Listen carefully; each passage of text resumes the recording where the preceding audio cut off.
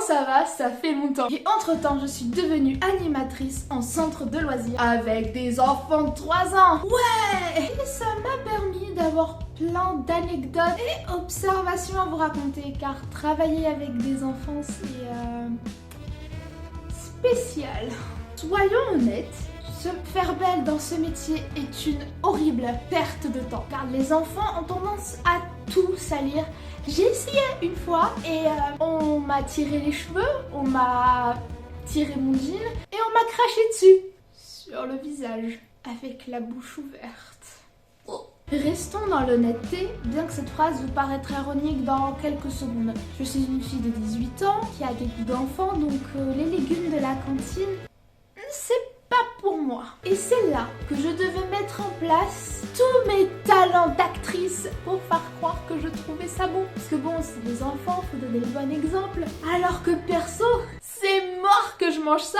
En parlant d'alimentation, ça me fait penser qu'au centre, il y avait un petit garçon adorable qui était allergique au lactose. Et pour résoudre le problème, sa mère lui ramenait son propre repas. Il n'avait le droit de rien toucher qui venait du centre. Dit comme ça a l'air cool, mais quand on voit que pour le goûter au centre, c'était jus de fruits et biscuits, et lui, fruits secs et une pomme, ça pique. Bon, il aura une santé de folie.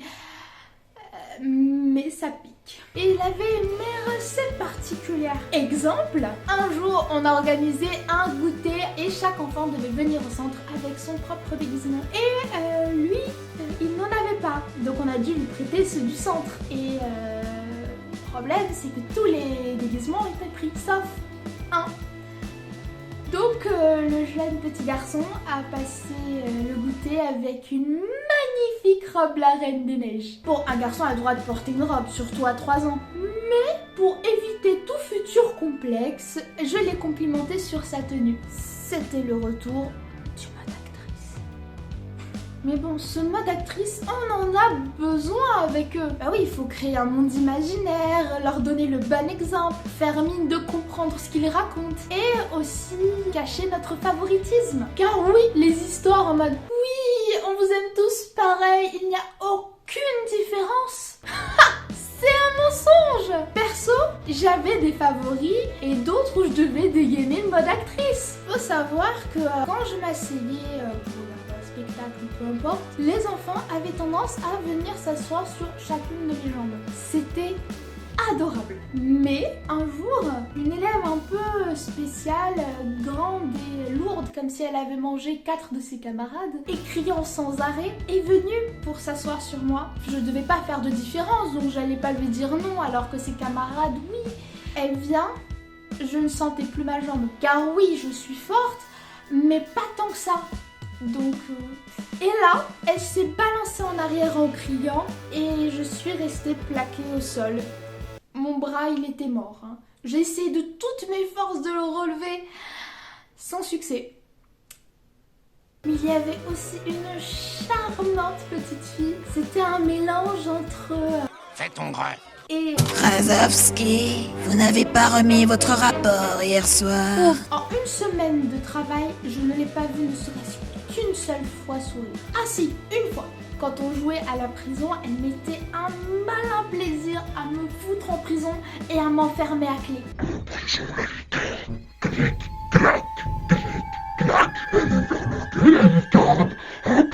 L'idée de base, c'était de faire une attaque de Guilly. Hein. Dans ce métier, j'ai aussi appris qu'il y avait certains mots qui étaient inconvenants. Un jour, une fille s'était fait pipi dessus et quand on m'a demandé ce qui s'est passé, j'ai dit « Ta petite Julie s'est pissée dessus ». Là, elle m'a répondu « Elle s'est fait pipi dessus ». Non mais voyons Lina, un tel langage à côté des enfants. J'ai rétorqué y a pas d'enfants autour. Et elle m'a répondu. J'ai toujours pas compris. En parlant de langage, les enfants ne maîtrisent pas encore cette aptitude. Et ça peut se voir à la bizarrerie de leurs réponses. Ils ont l'air constamment shootés. Et ça doit en être de la bonne. Hein. Par exemple, il y avait une petite fille qui ne parlait pas. Non, elle criait et faisait des gestes pour t'expliquer. Et je pense que j'ai appris le langage des signes. Force, il faut apprendre à décoder. Il y en avait un autre quand je lui ai posé la question. Et dis-moi, comment ils s'appellent tes poupons? Petit coussin et petite boîte. C'est original. Et en parlant de poupons, il y en avait un. Il avait une calvitie. Ah, bébé calvasse. Jamais dans mon cœur. Les enfants, peu importe la question que tu leur posais, répondaient bah oui, c'était adorable. Ils avaient un petit sourire con sur le visage. Tu as envie de te frapper toi-même? Ben oui. C'est ce qui me semblait. J'ai aussi élucidé un mystère.